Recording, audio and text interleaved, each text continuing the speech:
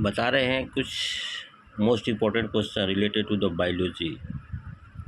Living thing को organism क्यों कहते हैं? लिविंग थिंग को ऑर्गेनाइज्म क्यों कहते हैं कि यह विभिन्न प्रकार के ऑर्गन से बना होता है, इसलिए इस शब्द की उत्पत्ति हुई ऑर्गेनाइज्म। ऑर्गन से उत्पत्ति हुई है, ऑर्गन से उत्पत्ति हुई है ऑर्गेनाइज्म, इसलिए लिविंग थिंग को हम लोग क्या कहते हैं? ऑर्गेनाइज्म कहते हैं। घरेलू मक्खी का भोजन क्या है? जो देख रहे हैं घर में जो विभिन्न प्रकार के रोग वाहकों का कारण बनती है, उसका प्रमुख भोजन क्या होता है? जितना भी वर्ज्य पदार्थ हैं, जैसे आपका हो गया शर्करा, थूक, उल्टी, मल, अन्य तरल पदार्थ या अर्तरल, इनके क्या होते हैं? भोज्य पदार्थ होते हैं। माइटोकॉन्ड्रिया को हम लोग पावर हाउस क्यों कहते हैं?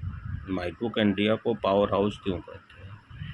जो हम भोजन लेते हैं उसका ऑक्सीडेशन माइटोकॉन्ड्रिया में होता है और वह एक ऊर्जा को जनरेट करता है। हर एक सेल में माइटोकॉन्ड्रिया की उपलब्धि होती है। वह हमारे भोजन को ऑक्सीडाइज करके और भोजन को एनर्जी को जनरेट करता है, इसलिए हम लोग माइटोकॉन्ड्रिया को कोशिका का क्या कहते हैं? पावर हाउस कहते हैं।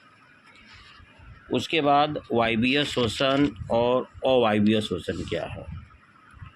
तो जितने भी कशेरुकी बहुकोषीय जीव होते हैं उसमें वायवीय शोषण होता है। जैसे हम लोगों में, चूँकि इसमें हमारे में विशेष ऑर्गन होते हैं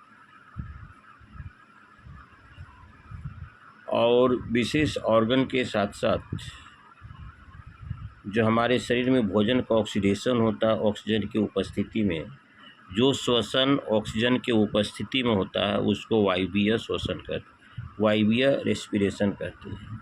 तो क्या देता है? कार्बन डाइऑक्साइड देता है, एनर्जी देता है, हमारे शरीर को हीट देता है। लेकिन एकोषीय जीवों में नॉन ऑक्सीडेशन रेस्पिरेशन होता है। वह क्या देता है भाई? एसिड देता है, अम्ल देता है। जैसे अगर आप दौड़ते हैं खाली पेट में तो आपके मांसपेशियों में जितना ऑक्सीडेशन चाहिए, जितनी एनर्जी हमारे शरीर को चाहिए उतना नहीं मिल पाता है। हमारे शरीर में मांसपेशियों में लैक्टिक एसिड जम जाता है और दौड़ने के बाद थकावट, क्रैम्प, ऐंठन फीलिंग होता है और स्नान करने के बाद वह क्या होता है? वाटर में कन्वर्ट हो जाता है और हमको क्या मिलती है? रिलैक्स मिलती है।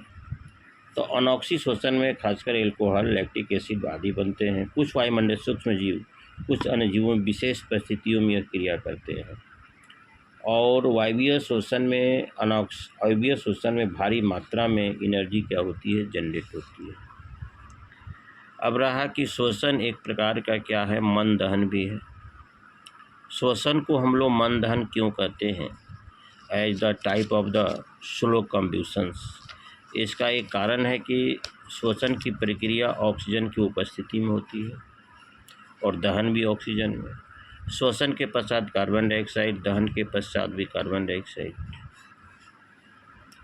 शोषण के पश्चात हीट और दहन के पश्चात हीट। अंतर इतना ही होता है कि रेस्पिरेशन एक बहुत स्लो गति से, एक सामान्य लय से होती है और दहन की प्रक्रिया किसी भी गति से हो जाती है, इसलिए शोषण को मन दहन में रखा गया है। अब हमारा प्रश्न है, विसरण क्या है? डिफ्यूज़न जिसको हम लोग कहते हैं। आप घर के कोने में अगरबत्ती को जलाइए, उसकी सुगंध चारों तरफ फैल जाती है ड्यू टू द डिफ्यूज़न, विसरण। चूँकि उसके जो सुगंध के पार्टिकल्स हैं वह हवा के मॉलिक्यूल्स के जुट कर और वह हवा के अणुओं द्वारा एक्सचेंज होकर पूरे घर के कोने में फैल जाते हैं। सीजिंग फूड का एग्जांपल लीजिए, जो घर में किचन में बनता है, उसकी सुगंध कुछ दूरी पर बैठे हमको पता चल जाती है, इसलिए कि जो दूर हम लोग बैठे रहते हैं, जो सीजिंग फूड का जो एरोमा होता है are mixed with the molecules of the air and reaches near our nose by the molecules of the air. तो डियर ऑडियंस, इस वीडियो को लाइक शेयर सब्सक्राइब करेंगे. Thank you very much.